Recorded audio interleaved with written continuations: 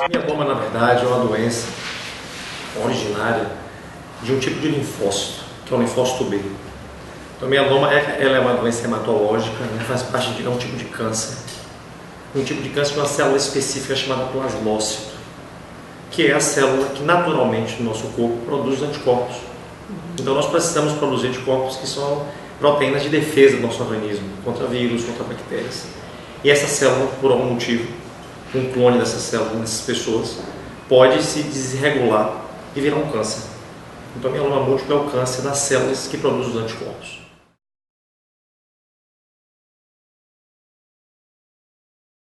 Clinicamente, a doença ela tem uma repercussão clínica de 4 alterações básicas, que seriam geralmente anemia, insuficiência renal, lesões ósseas e hipercalcemia. Esse quarteto aí é um quarteto básico para o mieloma múltiplo. Quando você tem uma anemia, então você tem que pensar no paciente mais idoso que tem uma anemia. Pode ser falta de ferro, mas nunca descarte que pode ser mieloma múltiplo. Dor óssea. O paciente dor na coluna, uma dor crônica, isso é hérnia. Paciente idoso, não é hérnia, não é osteoporose. Fraturei a coluna, é osteoporose. Pode ser mieloma. Insuficiência renal. Doutor, eu tenho hipertensão, tenho diabetes, mas estou aí com um problema de o rim está piorando, não sei porquê. Será que a pressão ou diabetes? Pode ser mieloma múltiplo. E quando casado, esse quarteto aqui, você fica mais próximo de suspeitar do diagnóstico. Dor óssea no paciente idoso, com anemia, não é incomum de acontecer. Isso pode ser mieloma, pode ser mieloma múltiplo. É raro, é uma doença rara. A incidência gira em torno de 4 a 7 pacientes para cada 100 mil habitantes por ano. Então, é uma doença rara, mas isso é a casuística americana. Só que pode acontecer que a gente busca, não estou buscando, na verdade, o raro, mas eu tenho que afastar as coisas piores para o paciente. Geralmente, 90% dos pacientes com mieloma múltiplo têm dores ósseas. Então, é comum. Qual a alteração? Essas 4 que você falou, Edivan, qual é a mais comum aí de clínica? Alteração óssea, do ósseo. Então, geralmente os pacientes podem ficar limitados porque ou param de andar quando fratura a coluna a ponto de deixar uma secção e ele não conseguir ficar paraplégico, por exemplo, não conseguir fazer mais nada. Isso é uma coisa terrível para o paciente. Ou ter fraturas patológicas graves, então a fratura de uma perna, por exemplo, que não consiga mais imobilizar porque o osso está frágil, quer dizer, o osso vai ficando poroso, digamos assim, muito frágil, então ele não consegue nem fixar aquela fratura. Então tem pacientes aqui que funcionam dessa forma. O paciente fala, o que aconteceu com o senhor? Não, eu fraturei 2 pernas, não consigo mais botar nem prótese. Fica aleijado? Não consigo andar, só isso. Então não consegue fazer nada, parou a vida. Outros ficam com insuficiência renal, por exemplo. Tem um estágio tão avançado de doença para tratar que demora para chegar para a gente que fica com insuficiência renal. Então prejudica que aspecto? Alguns vão ficar fazendo diálise, então passa na fila de transplante renal, talvez em alguns casos para ter transplante, mas é difícil pela condição clínica desses pacientes. Outros ficam com lesões ósseas, desse ponto que eu falei, ou sem andar, ou com dificuldade porque tem muita dor, com compressão, etc, etc. E isso sorte não representa a maioria. Isso aí, talvez chegue a 30% talvez dos casos. Nos renais, por exemplo, 20% dos pacientes com mieloma múltiplo têm insuficiência renal, que vai ficar dialítico menos de 10% talvez.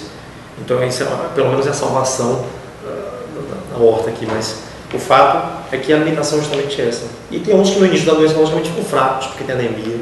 Tem focos aqui na área médica, quer dizer, o clínico geral, o geriatra, o nefrologista, o ortopedista, eles têm que entender, eles entendem isso, mas esquecem. Eu acho que é um esquecimento muito grande dos colegas, porque é uma doença rara, então acha que é mais comum ter osteoporose com anemia por outra causa do que ser mieloma.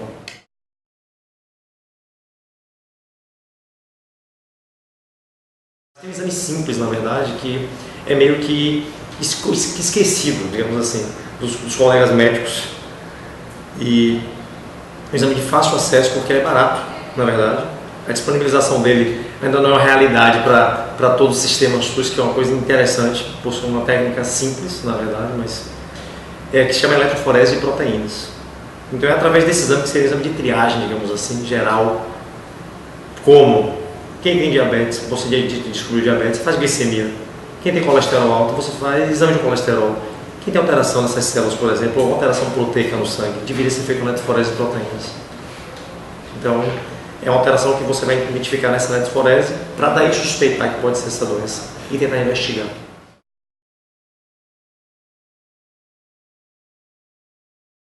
Na verdade, o mieloma múltiplo uma doença de pacientes mais velhos. Então 80 a 85% das pessoas diagnosticadas de mieloma vão ter essa doença acima de 60, 65 anos de idade.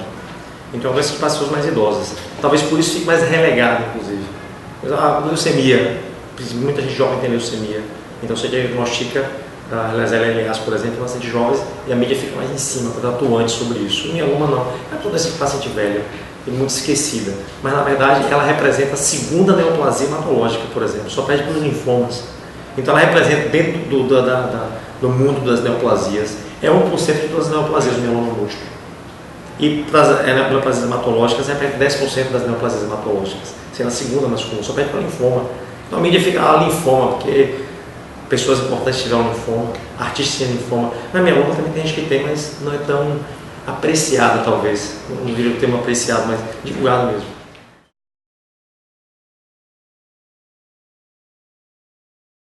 Tem um caso de paciente, né, bem jovem, na verdade. Né? A casuística de pacientes mais jovens gira em torno de menos de 2% dos casos, por exemplo, abaixo de 40 anos de idade.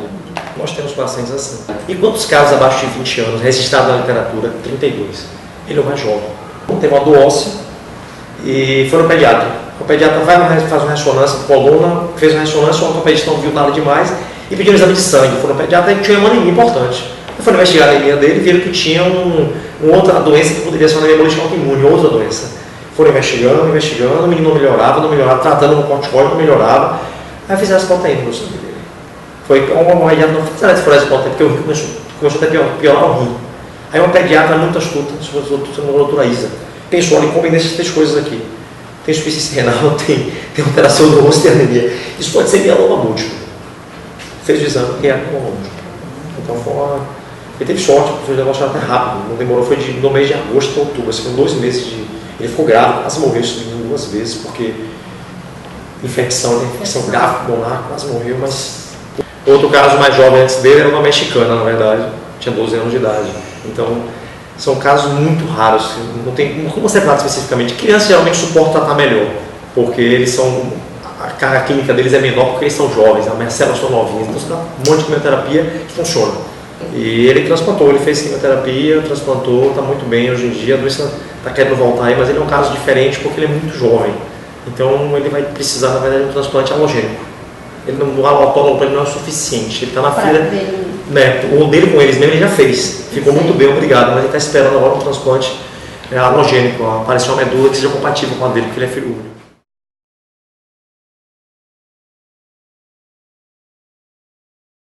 Pois é.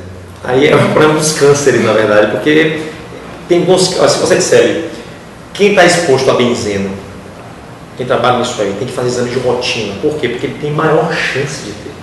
Não significa que ele vá ter. Só que se você ver os estudos, realmente tem coisas que levam a câncer, a fumar, leva a câncer de boca, de pulmão. Se tiver a célula mudando, os caras estudaram isso no século passado, nos anos 60, 70, e vendo a mutação da célula, ela mudando a característica dela por causa do cigarro. Então você consegue identificar, na verdade, coisas que levam, papilomavírus, por exemplo, leva câncer de cólon, né? Hepatite C tem um tipo de câncer, epistemovírus, tem alguns vírus que levam a um tipo de câncer, linfomas, tem alguns linfomas que são secundários a alguns vírus. Então, já é sabido que tem alguns agentes que levam ao câncer. Agora, você ter o agente não significa que você vai ter o câncer. Tem que ter propensão genética. Esse é o ponto. O ponto está nessa propensão genética. Quem tem a propensão genética? A gente não sabe ainda isso. Não descobriu de todos os cânceres. Alguns cânceres já estão descobrindo, mas a maioria não descobriu ainda. É o ponto. Porque uma criança dessa tem mieloma, que é uma doença de idoso, praticamente passa de 60 anos. Por quê? A gente não sabe.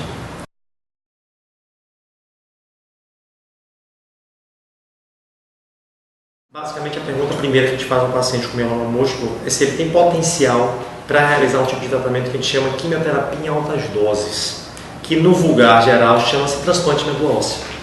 Né? Só que esse transplante aqui é um transplante específico, é um transplante autólogo. Quando a gente fala muito de transplante na mídia, as pessoas entendem que é transplante de pessoa para pessoa. Meu irmão que vai doar medula, é um não aparentado, é uma pessoa que aparece na mídia, não é algum anjo que doa medula óssea. Não, aqui é transplante autólogo, são suas próprias células. Só que para fazer esse procedimento de quimioterapia em altas doses, que o termo correto é esse, a gente tem que fazer primeiro antes o resgate das células progenitoras. Então, esse é um tipo de transplante, um tipo de tratamento que a gente pode fazer no mieloma múltiplo, que é quimioterapia em altas doses, que a tradução para o leigo é transplante de medula óssea, autólogo. E o outro tratamento, que a maioria dos pacientes, repare, no universo do mieloma, quantos pacientes fazem transplante de fato? 30%.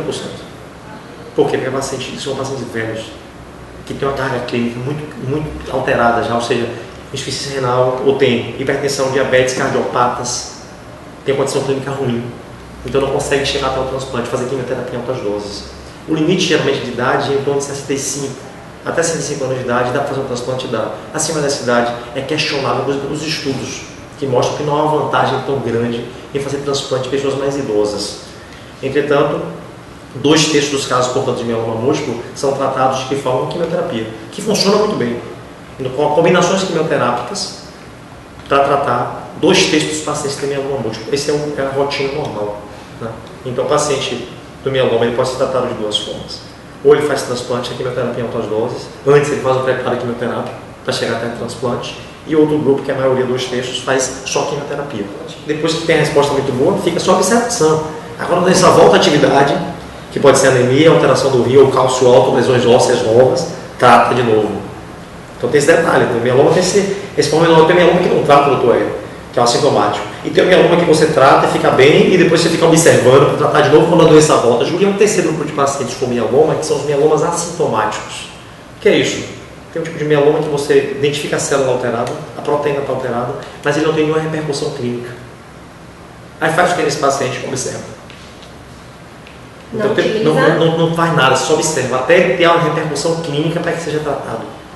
Então tem isso aqui muito interessante também, quer dizer, a doença tem um espectro de evolução, de progressão, que também é falha de conhecimento médico, inclusive dos colegas, porque aí tem outro espectro da doença, que é o estágio mais imaturo delas, que chama gamopatia monoclonal de significado indeterminado. Essa é a origem de tudo.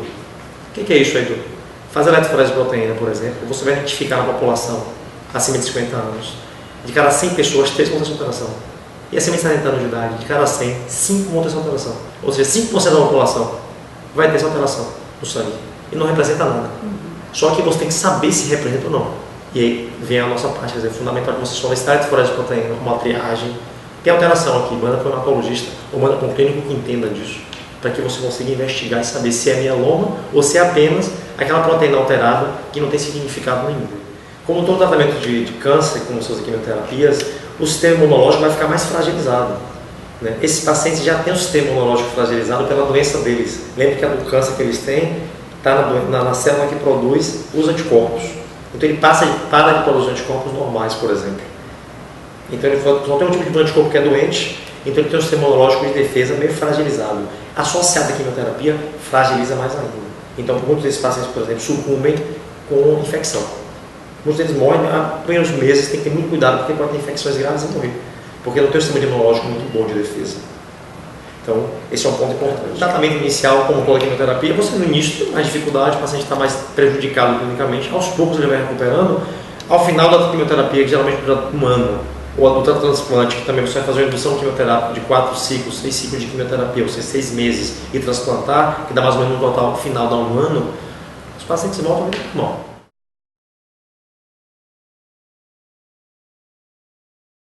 Então nós não temos a estatística exata de quantos pacientes nós temos com mieloma múltiplo no estado, por exemplo, e no Brasil. Então há uma falha, na verdade, dessa informação, porque o DataSUS, apesar de trazer as informações do governo, né, do INCA DataSUS, né, não é a realidade, não repercute a realidade, na verdade, dessa casuística. Mas a gente acredita que, na verdade, esteja próximo dos dados americanos, realmente. A gente tem uma interferência aqui grande, um viés importante em relação à idade, por exemplo, porque os nossos pacientes são diagnosticados aqui mais jovens. Isso é estranho, né? 60 anos de idade é a nossa mediana de diagnóstico, diferente da casuística europeia americana, que é em torno de 65 a 70, são mais velhos. Por quê? Porque provavelmente os nossos pacientes, esses mais velhos, não chegam até a consulta, morrem antes. Que a doença complica. Não diagnosticam antes, não conseguem tratar especificamente, o paciente complica e chega a óbito.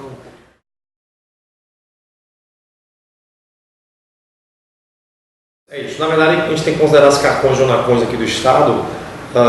Basicamente, tem um ambulatório grande nosso aqui do Hospital Universitário, de pacientes com mieloma múltiplo.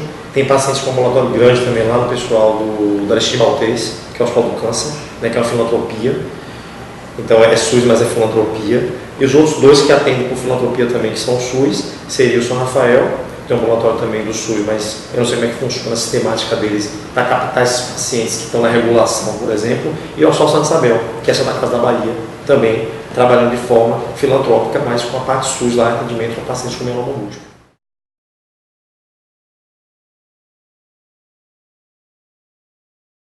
Quer dizer, nós temos para mieloma múltiplo pelo SUS disponibilizado que tratamento? Talidomida. Novo, só esse. Tem outras medicações, tem melfalano, tem ciclofosfamida, corticoide, tem outras medicações, cincristina, tem outros remédios, só que isso é muito antigo. Prejudica muito mais o paciente hoje em dia do que tratar com novos fármacos. E os novos fármacos dão melhores resultados. Aí o que nós não temos no Brasil, disponibilizado no SUS? Bortezomib, lenalidomida, carfilzomib, pomalidomida, bendamustina e panobinostat. São 6 drogas que tem nos Estados Unidos aprovadas no FDA. Tem várias que são muito novas, aprovadas em 2013 para cá, 2014. Só que tem algumas que foram aprovadas lá em 2008, 2007, como a lenalidomida, por exemplo. Nunca foi disponibilizado no SUS. E no sistema privado também não. Tem registro na Anvisa? Não. Nem registrou na Anvisa, foi negado o registro na Anvisa, essa medicação. E bortezomib não. Os pacientes do sistema privado, como o Júlio, tiveram oportunidade dessa medicação. Então, é uma repercussão muito boa, quer dizer, os pacientes, na verdade, têm acesso a um fármaco melhor, a resposta dele vai ser melhor. Falando só com o Júlio, então ele teve acesso a melhores fármacos, foi tratado com esses fármacos, com o bortezomib, teve a melhor resposta, e com esse ele transplantou, e voltou à sua vida normal. Funciona o tratamento, a expectativa de vida do paciente, como está ampliando. Mieloma múltiplo nessa última década é a única doença oncológica, a única, que teve mais do que dobrado a sua sobrevida. É a única. A mediana de sobrevida no início do ano 2000 era em torno de 2, 3 anos. Mediana. Tem pessoas que vivem mais ou pessoas que vivem menos. A mediana agora está em torno de 8 a 10 anos.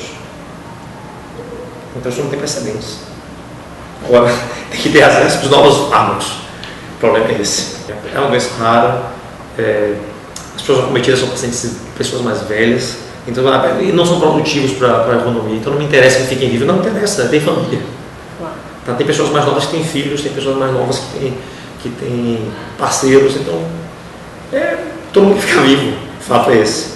O mais importante é só para a pessoa voltar a restabelecer a sua vida, voltar a fazer sua rotina, sua família, seus filhos. O mais importante é isso, eu acho que tem que ter vivo, todo mundo vai ficar vivo, uma hora vai morrer, mas tem qualidade de vida e voltar a fazer suas coisas, isso não tem preço mesmo.